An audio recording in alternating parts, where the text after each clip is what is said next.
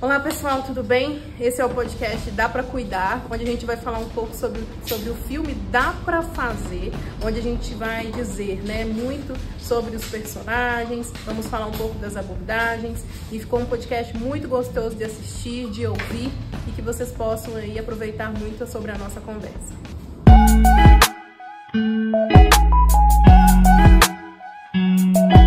Sejam bem-vindos ao Dá Pra Cuidar, o novo podcast sobre saúde mental. O Dá Pra Cuidar é um podcast que foi inspirado no filme Dá Pra Fazer, um filme italiano do ano de 2008. Meu nome é Luciano e hoje o tema do nosso podcast não poderia ser diferente. A gente vai comentar sobre as principais ideias do filme. Sejam muito bem-vindos, estejam conosco, a gente vai falar sobre o filme, sobre saúde mental, promoção da saúde mental e como é que a gente consegue fazer muita coisa a partir de iniciativas pequenas. Pessoas comuns, não simplesmente da saúde mental, técnicos da saúde, mas pessoas que podem fazer diferença no mundo com pequenas ações. Estamos hoje aqui com alguns convidados, Lucas Linhares, Bárbara Rosa e Vinícius Ribeiro. Nós somos alunos da Faculdade Arnaldo, estamos no 8º período, queremos compartilhar com vocês algumas cenas, alguns capítulos e algumas coisas muito importantes sobre a saúde mental. Então vamos lá. Vinícius, tudo bem, Vinícius? Conta um pouquinho o que você achou do filme, qual foi o que mais te chamou a atenção sobre o filme? O que mais me chamou a atenção? Bem, a princípio, essa postura do Nelo, que é um ator principal do filme, me chamou muita atenção por ele ir parar num hospital psiquiátrico como uma forma de retaliação. As empresas funcionavam como cooperativas, então ele vai contra o partido vigente em poder e ele vai parar como diretor desse hospital psiquiátrico onde ninguém queria trabalhar, porque os médicos tratavam os internos apenas como pessoas que faziam trabalhos muito básicos. Colavam selos, colavam rótulos em mercadorias. Então, eles tratavam os internos apenas como crianças, assim, né? E o Nelo, a partir do momento em que ele chega, ele passa a tratar os internos como realmente funcionários de uma cooperativa. Um lugar onde ele implanta uma certa democracia. Todos tinham poder de voto, todos tinham sua identidade, todos tinham sua qualidade. O Nelo ressalta isso e faz com que os internos vejam que eles podiam realizar trabalhos, segundo a linguagem do próprio Nelo, que usava uma linguagem mais leiga, trabalhos normais, de pessoas normais.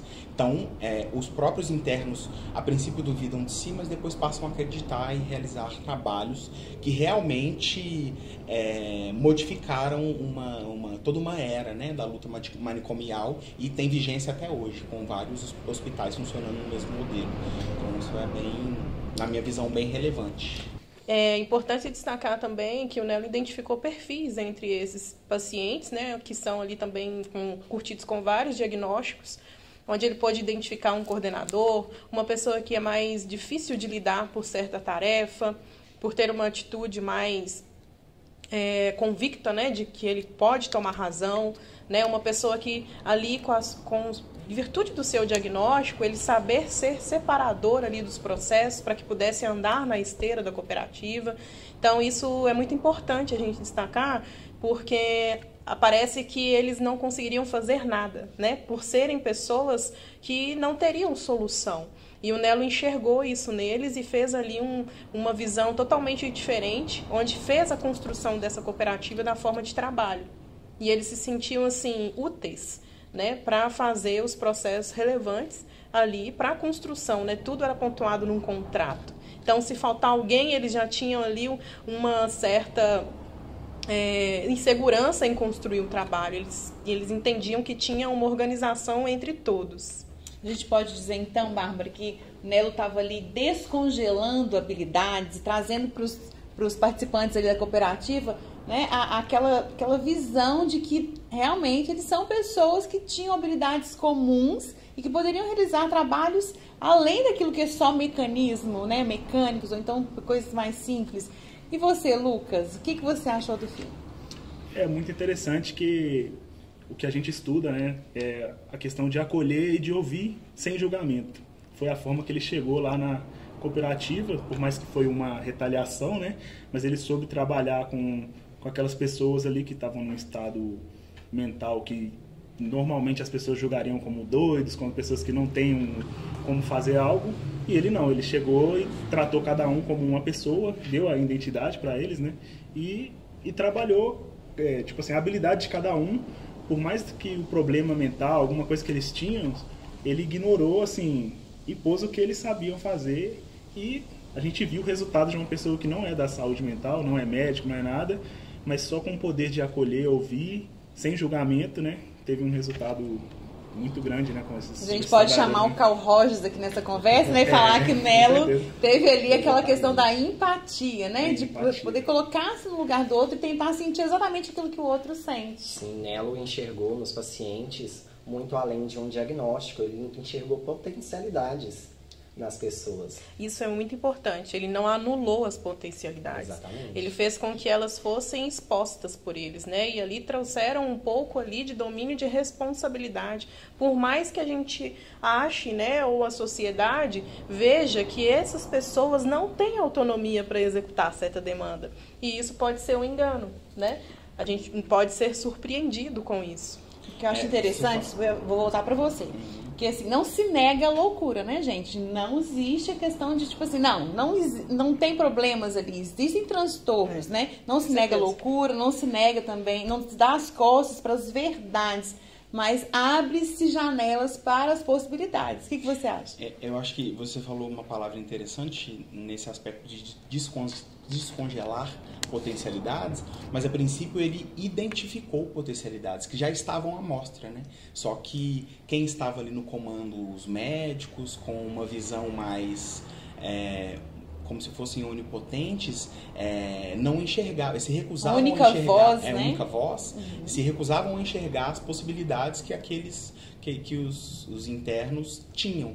Então, eles tinham possibilidades de montar quebra-cabeça, fazer desenhos, possibilidade de contabilidade, dirigir, administração. Então, assim, eles já tinham várias potencialidades. Só faltava alguém para identificar isso neles e ressaltar. Porque, com o tempo, a própria confiança deles foi sendo atrofiada, né? Sendo diminuída. Congelada, né? E Exatamente. a título, né, disso, os médicos invalidarem as ações desses usuários internos, né, como é tratado hoje no âmbito que a gente tem, que conhece, né, pós-reforma psiquiátrica, né, que é a unidade de SUS, que vem com o CAPS, o NASF, vem com o CERSAM. Então, a gente tem que entender que não é só a voz do médico que traz convicção para esses, né, internos que estão dentro ali do Dá Pra Fazer, né? E a figura do Nelo traz uma representatividade grande para eles. Sem ele, a gente pode perceber que eles não conseguem se locomover ou se distribuir, ou pela falta de um integrante interno, né? Então, isso me tocou muito, né? A questão de que eles são como se fosse um time para isso. Então, a gente pode falar sobre a valorização das diferenças e um trabalho solidário, né? É muito falado hoje sobre as práticas integrativas. O Nelo, não sendo terapeuta, não sendo psicólogo, não sendo médico, ele fez um trabalho terapêutico ali, né? A prática integrativa de trazer junto ali situações na qual melhoravam cada dia mais as pessoas com essa baixa estima, com esse estigma, né? E a gente fala muito sobre os estigmas e as reformas psiquiátricas. Como é que a gente está vendo aí? A gente tem aí alguns autores, algumas personalidades importantes que vieram contra a luta manicomial. Olha, consegui falar. Luta antimanicomial. Antimanicomial. Olha, esqueci do anti, tá vendo? Mas saiu. O que a gente tem aí sobre esse processo, né, de desvencilhar ali a institucionalização das casas de repouso, né, os internatos, os manicômios, como a gente conhecia antes, e a gente tem aí visto um progresso. O que você fala sobre isso? Olha, eu diria que, a princípio, os internos eram realmente tratados como detentos. Eles não tinham nenhuma identidade própria, não tinham nem itens básicos de saúde, higiene. Então, os manicômios, eles eram para ser um local de proteção, de tratamento, um local de fornecer auxílio para um local de marginalização, um local de exclusão, um local de quase que de tortura mesmo, porque alguns ficavam enjaulados. E essas personalidades, que depois a gente pode entrar mais especificamente com alguns nomes, mas essas personalidades que vieram com a luta antimanicomial perceberam isso e começaram com uma reforma, a princípio de removerem grades, remover o tratamento de choque em excesso, que diminuir a medicação, né? Mas o tratamento de choque ele pode ser utilizado, mas em casos específicos, com sedativos, lógico. Na época não se usava sedativos, né? Então é uma tortura mesmo. Você submete uma pessoa a um tratamento de choque sofrendo ali, só para ele ficar contido. E aí a gente tem essa questão que você trouxe do sedativo, que funcionava como uma verdadeira camisa de força química. A partir do momento que você não precisa mais bloquear fisicamente aquele interno, você aplica um medicamento muito forte, aquele interno ele não pensa direito mais, ele não tem autonomia, muitas vezes ele não consegue nem falar, ou ele só fica dormindo. Ele se entrega. Na verdade ele não consegue mais, né? Porque quimicamente ele está bloqueado. Então, ele perdeu a identidade, que o filme traz isso, né? E a gente tem, tipo assim, exemplos de hospitais psiquiátricos que faziam todas essas torturas, essas questões com os internos, né? Até atualmente, né? Então, por isso que a luta antimanicomial é importante, porque o tratamento não é assim, né? A gente que estuda sabe que tem formas mais eficazes de tratar, mais humanas, né? Mais humanas, principalmente. A gente pode dizer, então, que o sentido estratégico dessa reforma psiquiátrica seria da desinstitucionalização dessas casas, ou seja, a instituição não é mais um fim em si mesmas, mas trazer para fora, trazer de volta para a sociedade, trazer um novo colocar, né? Colocar do sujeito ali dentro do que a gente vive, né? Trabalhando, tendo os estresses que a gente tem, né? Vivendo... a gente dizer que lá na década de 1980 foi trazido, né, pós-reforma psiquiátrica, a implantação do Sistema Único de Saúde, que é o SUS, né, os CAPs, reforçando aqui, que já tinha falado anteriormente, né, trazendo para a psicologia, trazendo a informação da saúde mental para uma grade curricular, né, dentro das universidades, onde a gente consegue ter um entendimento de embasamento sobre essa reforma psiquiátrica, que as pessoas que vão ser inseridas dentro desse movimento é totalmente diferente da gente pode pensar do museu lá, né, o hospital psiquiátrico lá de Barbacena, que hoje é um museu, né, que retrata ali como que era a história daquelas pessoas que ficaram ali por um tempo, né? É como se fosse horrível, né, a sensação de você entender que uma pessoa tinha que estar ali misturada, às vezes sem auxílio nenhum, descoberta, sem nenhuma assistência. Isso é muito triste. Não só isso, né, Bárbara, mas sem acolhimento, sem amor, sem carinho, sem ser reconhecido como humano, como gente, né? Com certeza. E essa desvalorização à vida, apesar de ser algo que é amplamente debatido, é algo extremamente recente também. O Hospital de Barbacena, o Holocausto Brasileiro, conhecido assim, ele encerrou a atividade há pouquíssimo tempo, comparando a quantos anos que a gente já tem estabelecido os direitos humanos. Ou seja, para o governo atual, o que acontecia ali era comum. Eles não eram valorizados como indivíduo, eles não pertenciam à humanidade. Eles tinham essa exclusão. Exatamente, a gente pode falar isso até retratando sobre a história da loucura anteriormente, né? A gente vem trazendo ali a parte, né, de quando era a inserção ali dentro das igrejas, né, a separação dessas pessoas, como se elas não tivessem o direito de estar dentro da sociedade e se inserir novamente, ou a medicação, que a gente precisa com que ele esteja ali sendo monitorado por uma medicação de doses cavaladas fortíssimas, né? Até quando vai isso? Até quando a gente tem que entender que uma pessoa também está sendo torturada através de uma medicação, através de uma contenção inadequada, né? Onde a gente reforça ali que aquela pessoa não tem um valor, né? Sendo que ela mesma já está sendo desvalorizada, né? Individualmente, com seus conflitos internos, né? Então isso é muito difícil de lidar com essa visão antiga. A gente vem percorrendo, né, dentro da linha do tempo, junto com a reforma psiquiátrica até hoje. Podemos dizer, então, que o Nelo ele promove um encontro com a loucura, né, desconstruindo essa loucura estigmatizante que tira a pessoa ali do processo de exclusão e traz para uma inclusão. Pra dentro. E a gente pode também trazer aqui uma pessoa muito importante que começou tudo isso, né? Que foi o Franco Basaglia, cita lá no filme sobre ele, né? E você pode falar um pouco sobre ele? É importante falar que né, começou lá na Itália, né, gente? O filme é italiano, mas alguém teve que dar o grito para iniciar. Nossa historiadora aqui, o Vinícius. Mas não necessariamente começa com ele. Essa proposta de lei é um pouco absurda, mas ela surge em 1904 e só em 1978 eles conseguem aprovar de fato a lei, que se chama Lei Basaglia, em função dele. Ou seja, o Franco Basaglia nem havia nascido quando a proposta já tinha surgido, em 1904. É muito tempo para que uma lei seja aprovada. Mas, enfim, o Basaglia ele nasce em 1924, em Veneza, e ele passa sua vida numa infância feliz, numa família rica, que reconhecia o governo fascista, ou seja, um governo que estava de acordo com os manicômios, com a exclusão, com essa tratativa desumana, mas após entrar na universidade e começar a estudar medicina, começar a estudar filosofia, ele muda de lado.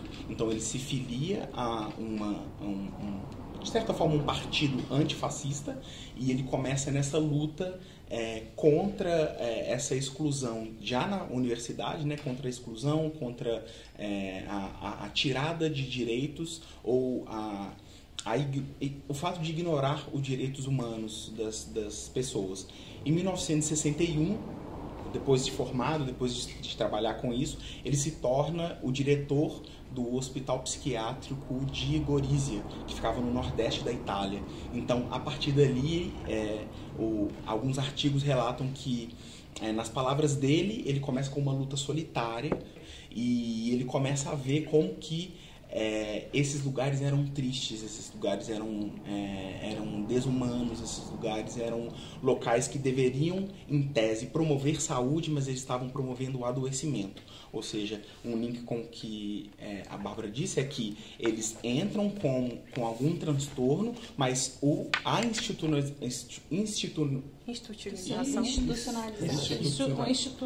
institucionalização adoece mais essas pessoas, porque retira deles autonomia, identidade, coloca um tratamento medicamentoso inadequado, excessivo, para que essas pessoas fiquem dopadas, eles não trabalham, eles não interagem, eles se transformam párias da sociedade, né? Totalmente excluídos. A gente estava até falando aqui, né, sobre um personagem lá, é o Luca, não é isso? Exatamente. Que teve um episódio, né, drástico na vida e ele acabou entrando nessa vida aqui de ser contido pela revolta que ele vivia com ele mesmo, né? Quem lembra aí um pouquinho para contar? Foi o que o irmão dele... ele apanhava do irmão frequentemente e após um episódio com 16 anos de idade que o irmão quebra o braço dele com uma paulada, ele por fim se revolta e corta a garganta do irmão.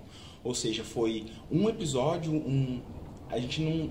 Uma fúria, né? Um ataque de catástrofe. Fúria, né? Um ataque de fúria. A gente não pode dizer que foi um episódio, uma crise, porque o filme não detalha sobre isso, mas um episódio define aquela pessoa, passa a definir aquela pessoa como um louco, que tem que ser contido, e daí a ideia era que ele passasse o resto da vida institucionalizado, dopado, sem poder desempenhar nenhuma função na qual o filme vai mostrar que ele era boa. Ele era muito bom em determinadas funções, mas ele não podia desempenhar. Ou seja, a própria instituição adoeceu o Luca. Exatamente, tanto que em várias falas do filme, e uma cena muito importante, né, quando os próprios... que a gente pode dizer ali, os internos que estão junto com ele, falam, ele toma uma dose maior porque ele é perigoso. Como assim é perigoso? Né? Então, uma pessoa perigosa, mas qual foi o diagnóstico, o psicodiagnóstico para esse levantamento? Né? Essa questão traz uma intriga, né, dentro do filme, porque... é uma situação de que eles já entendem que ele é uma pessoa que não pode ter contato, né? E porque ele tem impulsos nervosos, né? O que aconteceu ali também para ser retratado a isso? É um ponto interessante. É um pouco desse estigma, né, de que a pessoa que está sofrendo de adoecimento mental, ele é perigoso, ele é agressivo, ou seja, as pessoas queriam colocá-los em um lugar distante para não trazer, né, problemas para a sociedade, no fato. E no caso do Luca, um ato define ele pelo vida resto toda. da vida. Sim. Um ato, pensa, a gente ser definido, nós somos tão complexos, temos tantas... nossa personalidade, nosso humor muda, mas uma ação vai definir você pelo resto da vida. Isso não é um psicodiagnóstico, né? Isso é uma sentença dada e ele ia ter que lidar com isso pro resto da vida. Então, o diagnóstico, o psicodiagnóstico fica aquém aí, né? Fica muito superficial. Exatamente. O filme retrata muito essa imagem que a intenção deles não seria exatamente um diagnóstico. O diagnóstico seria a loucura apenas. O intuito deles seria a medicalização, cortar parte do ciclo de vida dessas pessoas, deixar elas acamadas, privando elas do social, que na época era o meio de controle que eles tinham da loucura. E trazendo um pouco sobre essa luta, eu acho essencial a gente falar um pouquinho sobre a nossa luta antimanicomial. É um assunto que hoje vem sendo amplamente debatida. A gente tem até uma data que se comemora o Dia Internacional da Luta Antimanicomial, que é o dia 18 de maio, que vem pregando essa liberdade de poder ser, poder existir, poder participar em sociedade. Bárbara, você é uma ativista dessa causa. Conta pra gente o que isso significa pra você. Olha, Luciano, isso significa muito, porque eu me vejo igual ao outro. Eu acho que a gente não tem que trazer ali uma barreira sobre essas pessoas. A gente tem que respeitar, assim como a gente tem que respeitar como todos, né? O movimento ele tem que ser, sim, feito e mostrado o tempo inteiro para o meio social, né? A gente está dentro de vários momentos em que outras coisas nos adoecem. Não é uma única pessoa, ou um único relato, ou um único fato no qual elas causou. Então isso é muito importante, onde a gente traz, sim, tem que trazer para as ruas, tem que trazer movimento político dentro do âmbito da saúde, trazer ali uma construção, uma melhora econômica para essas pessoas dentro dos centros que estão ali em tratamento, que estão em aleitamento, né? Segurança também, no forma que a gente fala para a família, é com que a família participe dessas causas. Nós somos como se fosse uma equipe multidisciplinar, né? Onde a gente tem um assistente social, a gente tem ali a questão do jurídico, né? A questão também da economia, da política envolvida nisso. Então, o porquê que tem que ser diferente com essas pessoas, o que retrata isso em diferencial, a gente precisa ter um cuidado, um amor, uma paixão, como se diz na empatia. A empatia não é só se colocar no lugar do outro, a empatia é ter paixão pelo outro, é atingir o terceiro nível, né, de fato, dessa empatia com a pessoa que retrata algo que é do outro, não é não originário, né? Então a gente precisa ter mais um olhar cuidadoso. Né? O mínimo que eles precisam Exatamente. É dignidade e respeito, né? Porque a gente tem o exemplo do Holocausto Brasileiro, comentou aqui, né, que foi o Hospital Psiquiátrico de Barbacena. Pessoas iam pra lá por ser diferente. Você é um pouco tímida? Pô, essa pessoa é diferente, manda pra lá.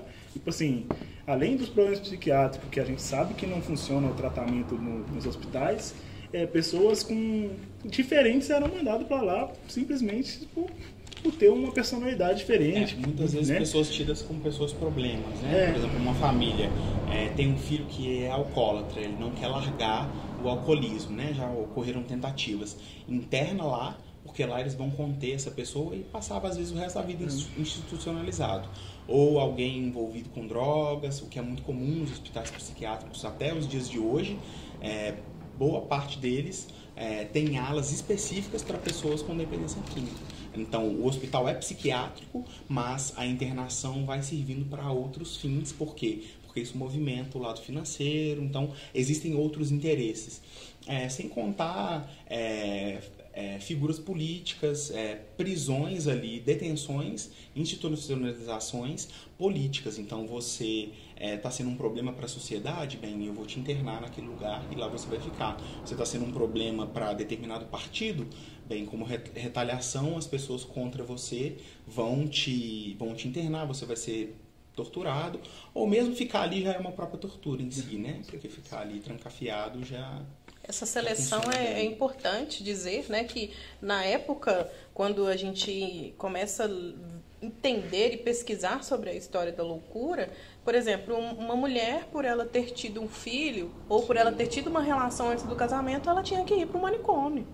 Isso é um absurdo, né? A gente traz essa evocação dessa situação, imagina isso numa atualidade de hoje, né? Então a gente tem que fazer uma reflexão com as pessoas que também estão do outro lado ali, para que elas entendam que a situação, assim como a gente vai dizer de uma certa forma, né, o buraco é bem mais embaixo, né? Então a gente tem essa segregação. Por que tem que ter segregação? Por que tem que ter separação das pessoas? Por que a pessoa tem que morar na rua e não ter o direito de uma consulta médica? Né? Isso é detectado a loucura, a segregação, mas a loucura faz parte disso. Às vezes eu fico pensando, a loucura será que é somente dessas pessoas que são diagnosticadas como loucas ou mesmo da sociedade? Acho que fica uma dica aí. Exatamente, sobre isso. Nelo, inclusive, no final do filme, ao ser questionado se ele seria louco, ele afirma que sim.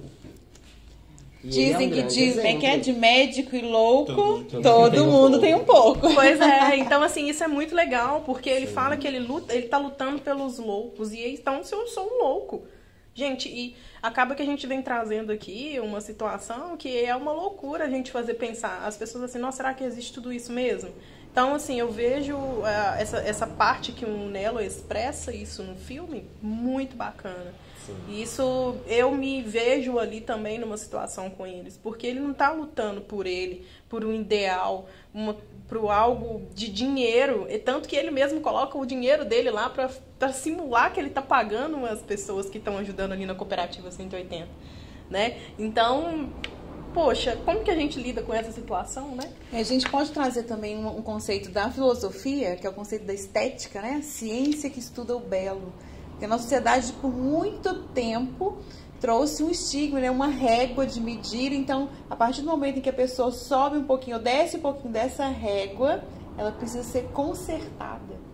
E não é valorizada aquilo que a pessoa é na essência, daquilo que ela quer ser. Então, se eu quero ser alguém que colhe o selo, fazendo figurinha, como tem uma cena lá no filme, né? Eu quero ser assim e eu me vejo dessa forma, sou feliz e valorizo isso. Por que não ser? Exato. Vou colocar mais um adentro aqui sobre o filme, que eles... A situação do colar o selo é que eles estavam colando errado. Eles estavam fazendo um trabalho errado. Nem para isso eles servem, né?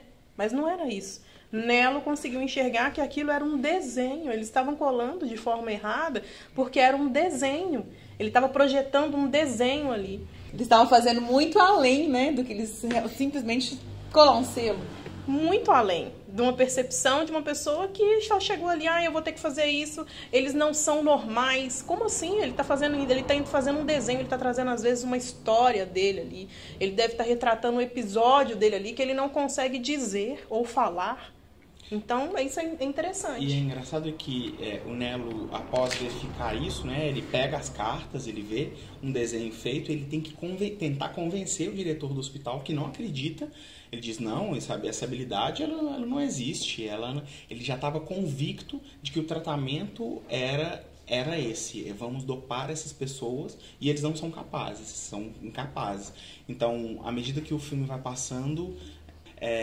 cada vez mais o Nelo vai acreditando e esses ex-institucionalizados, né, que passam a morar em outros lugares, eles vão deixando aflorar as suas habilidades, suas personalidades que não estavam nada afloradas. Inclusive tem uma cena muito marcante em que um dia que o Luca ele não consegue trabalhar porque ele estava dormindo e o Nelo vai até ele junto com outros internos, e o Luca fala que não consegue se levantar. Então o Nelo deita junto com ele E eles começam a conversar e todo mundo deita na cama e começa uma conversa onde o Luca, pela primeira vez no filme, ele vai demonstrar traços da sua personalidade, de fato. Quem é o Luca? E aí o Luca começa a dizer, eu me sinto envergonhado. E o Nelo pergunta por que ele fala, eu me sinto envergonhado porque um trabalhador, no horário de trabalho, ele tem que estar trabalhando, ele não tem que estar dormindo. Mas eu não consigo estar acordado porque a minha medicação é muito forte. E aí o Nelo, então, como ele não tinha esse conhecimento psiquiátrico, ele pergunta para cada um, vocês tomam a mesma medicação? Os outros afirmam que sim, porém com doses mais baixas. E aí eles afirmam que o Luca, por ser considerado perigoso, ele tomava uma dose mais alta, o que fazia com que ele, em diversos dias, não conseguisse se levantar, ele não conseguia pensar com clareza, ele sentia muito sono, ele só queria ficar dormindo. Os outros vão afirmar que não conseguiam também ficar bem, que a medicação afetava a forma de pensamento. Então, o medicamento ali excessivo, ele afetava todos os internos, em específico o Luca, que era tido como um interno mais perigoso, mesmo que o episódio dele tenha sido um episódio único, que o diagnóstico tenha sido talvez superficial, mas como ele era perigoso, ele tinha que ser mantido numa camisa de força química ali, para ficar sempre sedado, né? Sim, e é interessante que esse protagonismo que o Nelo traz, apoiando essa questão da medicalização não necessária, tudo isso que ele rebate, ele se torna, querendo ou não, um grande ativista. Naquela época eram raros os que tinham a coragem de colocar a cara a tapa, de mostrar para a sociedade que eles estavam lutando, eles estavam brigando por pessoas como nós. E é exatamente isso que a nossa luta traz, a luta antimanicomial, que é a proporção ao digno, é trazer a essas pessoas o poder estar em convívio com outras pessoas em sociedade, de namorar, de conhecer novos amigos, de conhecer lugares, ambientes, praças. E é sobre tudo isso o relato do filme, é sobre poder viver. Tanto que dá pra fazer? Dá pra fazer. E dá pra cuidar.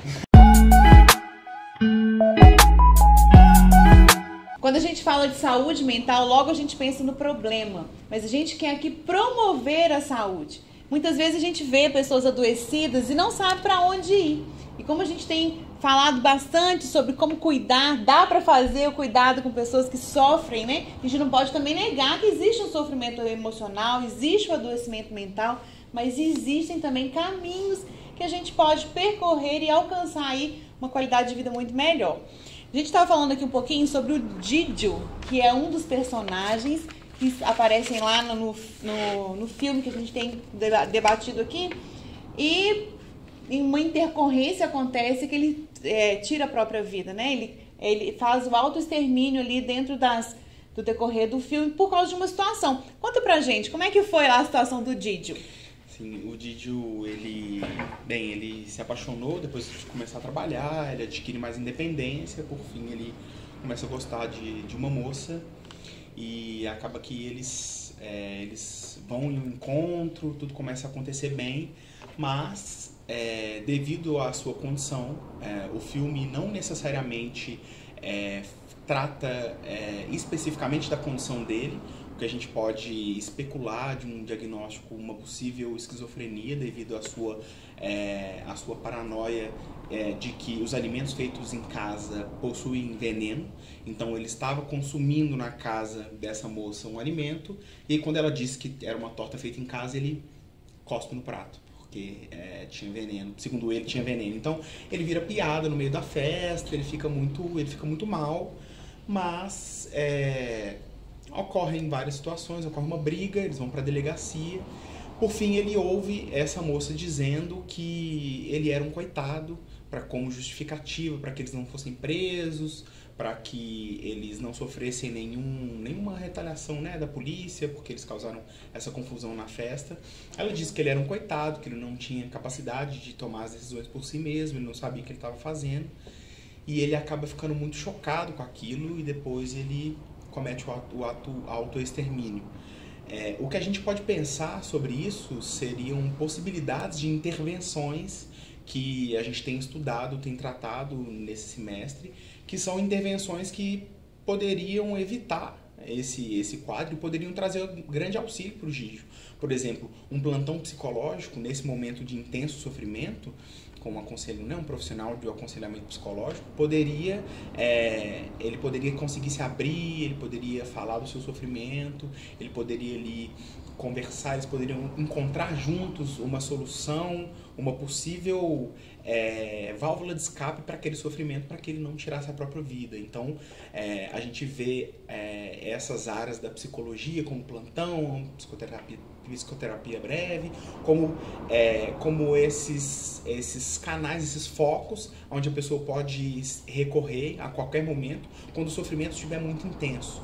Isso é de grande auxílio na nossa sociedade, né? Isso pode evitar muitas tragédias que vem evitando, né, nos últimos anos, mas nesse caso do filme, infelizmente, não foi. O fim da vida é o fim de todas as possibilidades, né? Acabam-se ali, esgotam-se as possibilidades. Quando a gente busca ajuda, ali na conversa com o terapeuta ou com a pessoa que está no plantão psicológico ali, pode-se também abrir outras portas, né? Ou desvencilhar ali algumas visões que, de certa forma, a pessoa adoecida não consegue ver, né? Mas também temos a psicoterapia breve, né, Bárbara?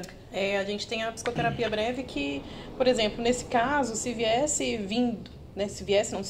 vindo para um plantão psicológico, a demanda é pontual, né? Na breve, a gente tem essa demanda pontual, onde vai tratar o foco também, né, do processo em uma demanda específica. Né? A gente fala muito da psicoterapia breve, que também envolve muita questão, né, de Ferenczi, que nos ensina muito, onde a gente também tem que entender que não é uma demanda prolongada, né? Ela tem no mínimo de 8 sessões, né, por contrato, e a gente também tem a questão de associação, né?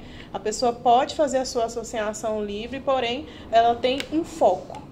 Né? Se o foco é a vontade, por exemplo, do suicídio, a gente tem que tratar esta demanda, né? E acaba que pode ir por outros campos, né? Tem a questão que a gente acaba voltando lá no primeiro, né? No primeiro tempo de Édipo, por exemplo, e isso até vem retratado um pouco disso no filme, sobre a mãe do Gígio, que fala que ele não poderia ficar sem medicação, tratando ele com ato de invalidez, muita ali a questão do cuidado excessivo da mãe, né? Ficou horrorizado ali dele não estar tendo uma medicação, que ele não conseguiria andar, né?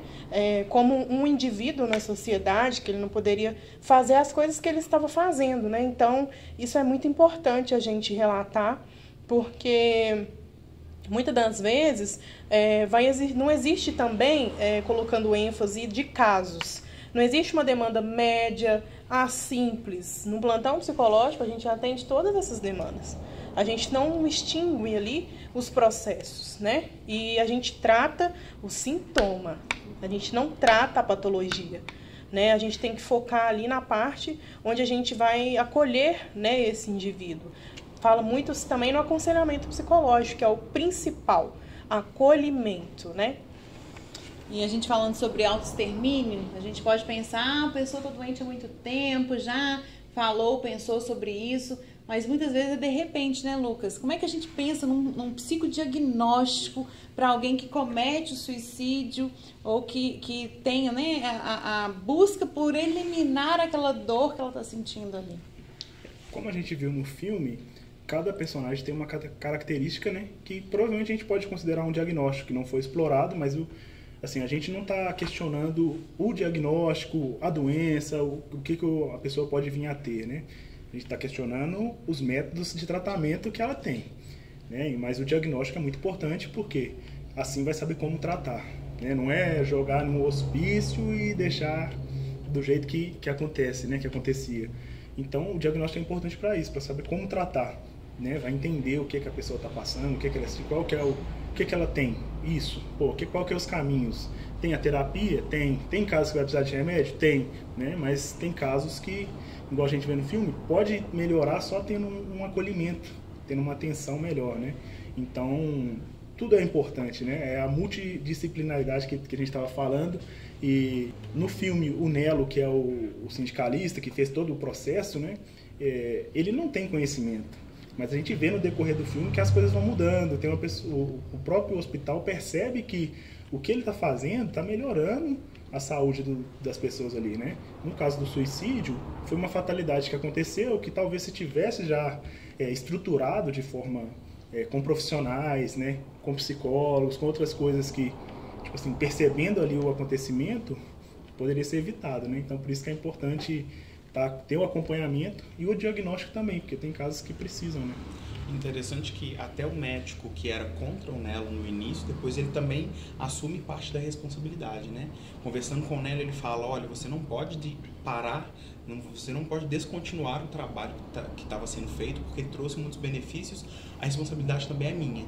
Se eu não tivesse sido contra você, se eu tivesse continuado acompanhando todos esses internos, juntamente com o trabalho que você tem feito, a gente poderia ter evitado isso junto, ou seja, um trabalho multidisciplinar poderia ter mudado essa fatalidade que aconteceu. Então ele reconhece e por fim o Nelo acaba dando continuidade. Então é interessante que até o profissional que era muito contra reconhece o próprio erro e vê o resultado como sendo benéfico. É interessante você tocar nesse assunto porque hoje no SUS, nosso Sistema Único de Saúde, há pouco mais de 40 anos a gente teve a implementação do NASF e do ESF, que ele traz exatamente isso, essa questão do trabalho entre vários profissionais, sejam da saúde física, da saúde mental, do dentista até o psicólogo. E hoje, na visão de vocês, no Brasil, esse serviço ele poderia ter mudado essa situação dessa cooperativa? Bom, a transformação ela vem sendo contínua, né? A gente, desde o início da linha de raciocínio, a gente já colocou aqui a parte do manicômio, da luta antimanicomial, aí veio as questões de implantação, né, de um novo sistema dentro da área da saúde mental, que até hoje nós nos vemos aí, conforme foi dito. Essas transformações, eu acho que elas deveriam ser contínuas, né? Desde tratamento dentro de uma instituição que ali cuida dessas pessoas que têm essa necessidade de saúde mental, ter um investimento, né, na questão de TO, um psiquiatra, ter ali as atividades específicas, centros de convivências, ter mais vínculo com isso. E eu também vou chamar uma atenção para o próprio profissional psicólogo, né, onde ele precisa ter também um olhar diferente. Não só relatado dentro do CID, dentro da patologia, mas também na parte como pessoa. A gente precisa entender que a gente está ali com um ser. Ele está existente trazendo uma demanda.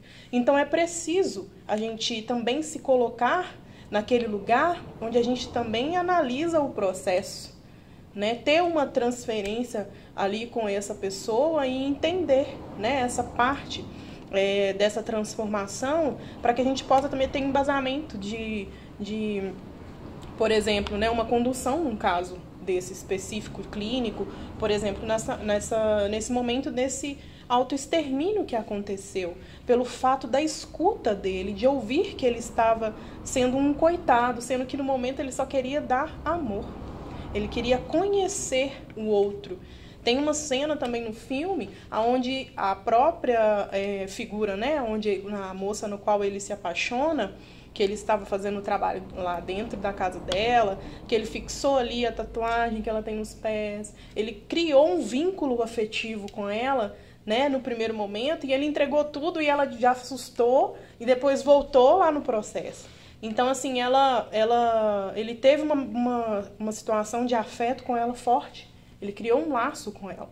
E aí, a gente vem pensando nessa parte, né, de como que depois ela mostra para ele como que é o afeto. E ele recebe aquilo e depois, quando acontece aquela reviravolta totalmente desorganizada para ele, onde ele se sente culpado, ele leva a culpa para ele. E acaba acontecendo também essa parte do autoextermínio. Então, essa transformação, a gente tem que ficar atento às falas, né, às coisas que são ditas para essas pessoas, não são frescuras, né? São pessoas que estão passando por um momento complicado. Então, a gente tem que se respeitar melhor. Sim. E ocorreu, né, essa liberação dos pacientes dos antigos sanatórios, só que não houve um aporte governamental para conseguir construir com esses pacientes um bem-estar. Eles foram apenas jogados à margem da sociedade, onde eles se encontravam com seus conflitos internos, eles não tinham a maturidade necessária, o apoio necessário para conseguir lidar com essas problemáticas, e eles também não encontraram o auxílio necessário para poder lidar com isso. Então, creio eu que nessa parte, a gente deveria que buscar por alternativas, políticas públicas de inclusão, para tratar realmente esses pacientes, dar continuidade em um tratamento que até então ele foi fornecido de forma errônea. Seria somente a medicalização, não seria uma psicoterapia, o aprofundamento das demandas internas deles. Exatamente. E acaba que a gente tem uma situação relacionada a essa resistência, dessa inserção dessas pessoas na sociedade, que elas precisam estar sendo manipuladas o tempo inteiro, seja por medicamento, para elas terem um local específico transitório. Não existe isso, né? Eu acho que a gente precisa entender que a pessoa tem que ter a autonomia daquilo que ela faz, ela tem um gosto, ela tem um desejo ali no qual a gente não sabe qual é. Ela não sabe se ela está se caracterizando como um sujeito ou ela está se relacionando como um objeto, né? Mas o quão perigoso a gente vê isso, né? O porquê que a gente tem que fazer esse exílio com essas pessoas. E, como foi dito, o momento específico do filme também, eles acolhem essas pessoas para que possam vir mais pessoas para a cooperativa, né? Eles fazem o processo, ou seja, eles foram recebidos dessa forma pelo Nélio, né? Que criou esse vínculo com eles. Então, como que fica essa situação, né, diante disso, né, comentar sobre isso, essa forma de como que eles também veem as mesmas pessoas nas mesmas situações que eles sabem de tudo. Então, por que a gente vai invalidar o saber deles também, né? O único saber de fala tem que ser só do profissional, seja do médico, seja do psicólogo, do psiquiatra, enfim, né? A gente tem vários relatos aí que a gente pode ver. O desejo é legítimo, né? A gente fala de promoção à saúde, o que é preservado apesar dos transtornos, né? Não quer dizer que o Nelo curou todo mundo. Os transtornos continuavam, porém agora de uma forma mais ali no meio de uma comunidade que se ajudava, né? O Nelo sai de cena e fica os pacientes, os clientes, as pessoas comuns que vivendo os seus transtornos deram continuidade à vida. E como é que a gente faz, então, trazendo para a nossa realidade como terapeutas, como é que é o nosso sentimento de entrega para aquele nosso cliente ali que vai caminhar sozinho? E também, como é que você percebeu lá a equipe, né, da cooperativa sem o Nelo? Conseguiram sobreviver?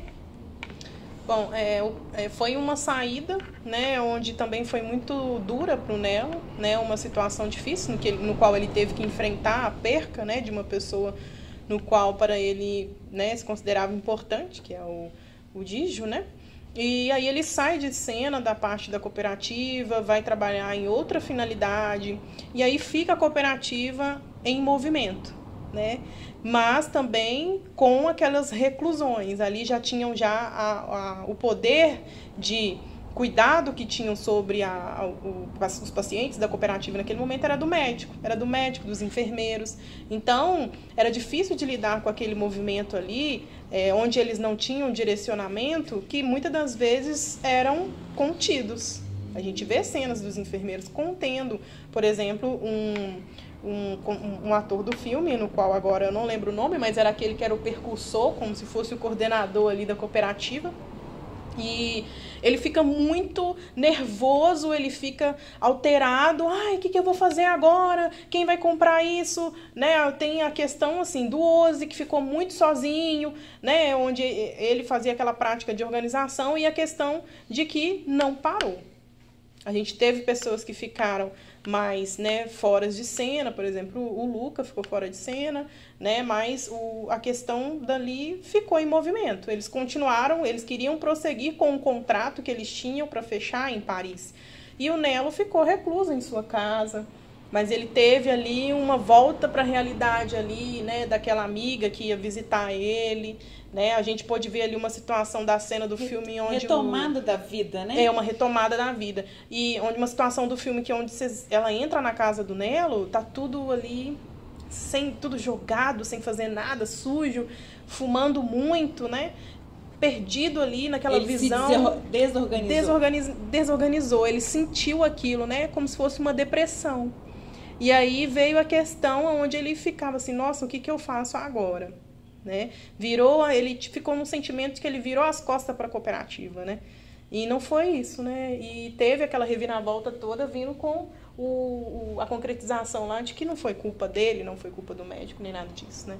Então, a vida continuou entre eles, com os percalços, sim, continuaram. Mas como o psicólogo, ele não vai ficar dependente do paciente o tempo inteiro, e nem do paciente, né? A gente pode até falar um pouco mais disso aqui, porque tem que seguir, tem um momento de alta, né, que tem que acontecer. E essas demandas pontuais, que acontecem até mesmo nas abordagens, né, que a gente citou aqui, como aconselhamento psicológico, a psicoterapia breve, o psicodiagnóstico, que traz ali uma relevância com a gente de dados, né, do que deve ser feito e percorrido ali com aquele paciente. Mas na psicoterapia breve e no aconselhamento psicológico, ali a demanda pontual. A gente não tem ali um tempo inteiro com essa pessoa. A gente tem que acolher e entender aquele caso muito rapidamente, dividir ali os pontos, né, da anamnese, para que a gente possa construir ali um direcionamento com essa pessoa. E muitas das vezes é uma demanda muito grave, né? Então, a vida continua. Nós temos que entender como que sair de cena também e deixar algo bem amarrado. É importante, né? A gente recebe o cliente todo emaranhado, vai desfazendo os nós e devolve para ele, para que ele faça da vida dele aquilo que ele, né, bem entender, acreditando que ele tem condições de caminhar sozinho. Exatamente. A gente falou muito sobre política pública, a gente acredita muito que essa reforma antimanicomial, ela é um passo importante, mas ainda tem muita coisa para fazer, né, gente? Muita coisa. Muita coisa. Mas a gente acredita, estamos aqui estudando psicologia, porque a gente acredita nessa ciência que pode se mudar a vida das pessoas, pode trazer uma qualidade de vida para muita gente. E a gente está aqui como agente de transformação para a gente também contribuir, mesmo que seja um pouquinho, como o Nelly fez lá na Itália, né? Que a gente possa contribuir um pouquinho também para essa sociedade. Vamos fazer as nossas considerações finais, a gente já está terminando, né? O que a gente deixa hoje aí como mensagem para esse pessoal que está nos assistindo aí, está nos ouvindo, seja onde estiver? Olha, algo que me chamou a atenção, que coincidentemente é no final do filme, para considerações finais, é quando ocorre a última votação e o Nelo, ele quer que todos os internos, todos os ex-internos, né, agora os trabalhadores da cooperativa, os sócios, quer que todos eles escolham ir para Paris, mas para surpresa dele, todos eles escolhem ficar, porque cada um tinha sua demanda própria. Cada um estava com sua demanda própria com relação a com quem ia ficar, aonde ia ficar, com relação a dinheiro. E aí o médico que estava junto com ele, depois dele ficar decepcionado, todo mundo votou contra, né? O médico vira para ele e fala: olha, Nelo, não fica decepcionado não, você atingiu o seu objetivo. Eles alcançaram a independência, ou seja, por fim eles conseguiram escolher por conta própria. Não tinha ninguém ali dizendo para eles o que você vai fazer, como você vai fazer. Foram eles que escolheram. Você atingiu o seu objetivo. Você não queria isso, que eles fossem independentes? Você conseguiu. E o que eles querem é não ir para Paris. Então não fique frustrado com isso não. Então eu acho que é uma consideração final que é relevante nesse sentido. Quando formos tratar com nossos clientes, pacientes, eles não têm que fazer aquilo que a gente quer, porque não somos nós. Mesmo que a gente ache que é outro caminho, né? Mas o caminho que a pessoa escolheu, ela tem compromisso com a escolha que ela fez. Não é o profissional que vai colocar ali a demanda, que vai dizer o que fazer. A solução, quem vai achar, vai ser em conjunto, vai ser o cliente, o paciente. Nós seremos uns facilitadores ali. Exato. Uma construção, né? A gente tem um caminho a construir, mas quem coloca lá os tijolinhos é o próprio paciente, né? Isso é importante a gente falar. E no meu ponto de vista, que eu achei muito interessante, é que as cooperativas aumentaram, né? É um relato bem com ênfase no final do filme, né? Foram mais de 2.500 cooperativas, onde ali eles puderam absorver mais pessoas, mais pessoas dependentes ali do cuidado da saúde mental, né? Então, a promoção à saúde, como a gente já vinha dito aqui anteriormente, está aí, né? Só que tem que continuar, a gente não pode parar e também tem que entender, né? Em virtude de todo embasamento que a gente tem listado de conhecimento, como nós aqui, como estamos agora estudantes, né, da psicologia em aprendizado, para que a gente possa entender esse processo, né, que não é fácil, né, mas não é impossível, né, tratar, cuidar e fazer com que você faça ali com o seu trabalho a diferença na vida de outra pessoa. É bom a gente falar, né, sobre as cooperativas lá na Itália, né, tanto que cresceu, mas nós temos muitas iniciativas interessantes, importantes em Belo Horizonte, no Brasil. Existem muitas pessoas que têm se levantado com essa bandeira, né, das cooperativas sociais, das iniciativas privadas, até mesmo de ONGs, que traz aí uma feira de economia solidária, dando a essas pessoas liberdade de expressão, liberdade de até mesmo econômica, né, podendo produzir seu próprio trabalho, seu próprio produto, vender esse produto e muitas vezes com muita qualidade, não só, né, também toda a dedicação que eles podem fazer ali.